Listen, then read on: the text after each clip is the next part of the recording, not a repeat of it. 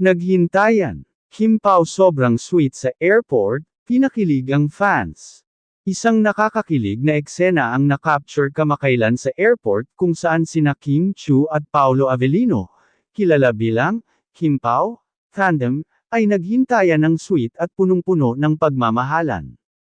Habang naghihintay si Kim sa arrival area, dumating si Paolo na may ngiti sa kanyang mukha at agad siyang sinalubong ng mainit.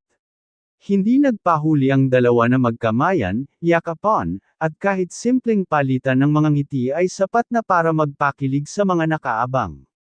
Kitang-kita ang natural na chemistry nila na matagal nang pinupuri ng mga fans sa kanilang mga proyekto.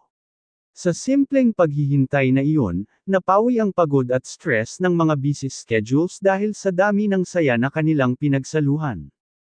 Agad na nag-viral ang mga larawan at video clips sa social media. Maraming netizens ang nag-react ng mas mahigit, sobrang sweet ng tambalan. Kim Pao talaga, walang kupas. Parang love story ang airport reunion nila. Hindi lang sila magaling na artista, kundi tunay na pinapakita ni Kim at Paolo ang magandang samahan nila sa personal na buhay.